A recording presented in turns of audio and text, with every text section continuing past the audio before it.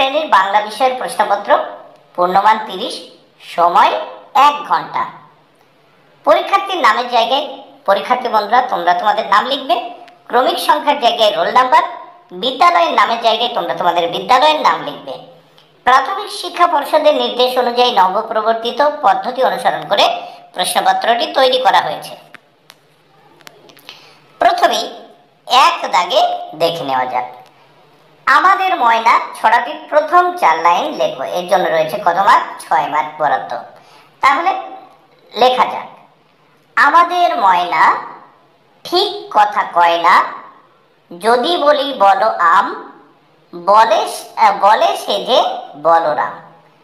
তাহলে এই 4টে লাইন লিখতে পারলে তোমরা 6 মার্ক পেয়ে যাবে। তাহলে কি, আমাদের ময়না ঠিক কথা কয় না, যদি বলি বলো আম, বলে সে যে বলরাম।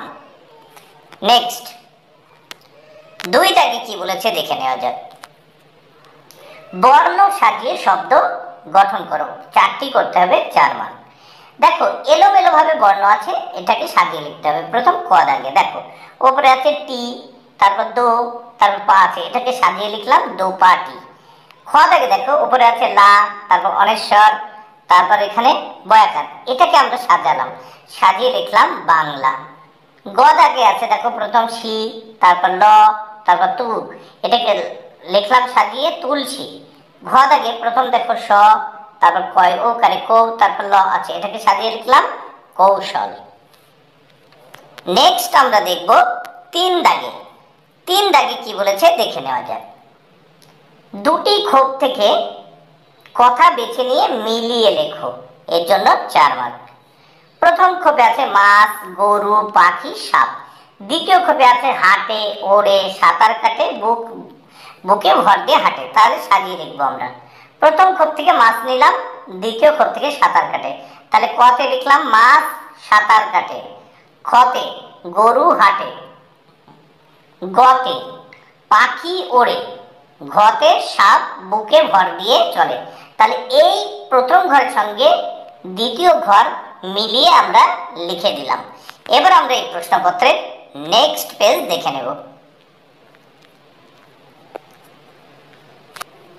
4 দাগে ফাঁকা জায়গায় সঠিক শব্দ বসাও। এর জন্য রয়েছে 4 মার্ক।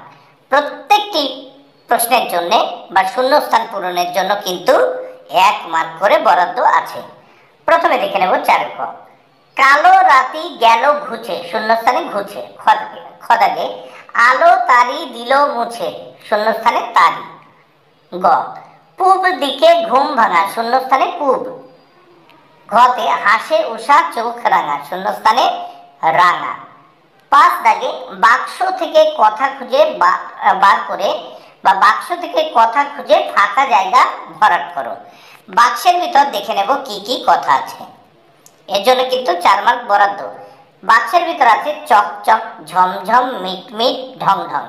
তাহলে আমরা প্রথমে দেখে নেব ঝমঝম করে জল পড়ছে। তাহলে ঝমঝম করে জল পড়ছে, শূন্যস্থানে ঝমঝম। ঘড়িতে দেখো ঘড়িতে ঢং ঢং করে 8টা বাজলো, তাহলে শূন্যস্থানে ঢং ঢং। গ পিতলের ঘটি মাজার পর চক চক করছে, তাহলে শূন্যস্থানে চকচক। ঘ দাগে বক মিট মিট করে চায়, বক কেমন করে চায়? মিট মিট করে চায়। নেক্সট আমরা দেখব 6 দাগে। 6 দাগে কি বলেছে দেখে নেওয়া যাক। সঠিক শব্দের মাথায় টিক চিহ্ন দাও। এর জন্য রয়েছে 4 মার্ক বরাদ্দ, প্রত্যেকটির জন্য 1 মার্ক করে বরাদ্দ। 6 ক রাম বনে ফুল পাড়ে, তাহলে উত্তর হবে ফুল। খ গায়ে তার লাল শাল, তাহলে লাল। গ হাতে তার সাজি, সাজি উত্তর।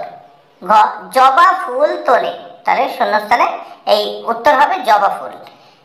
দেখো প্রত্যেকটি সঠিক উত্তর আমরা কিন্তু লাল বক্সের মধ্যে রেখেছি। নেক্সট আমরা 7 দাগের প্রশ্ন ও তার উত্তর দেখে নেব।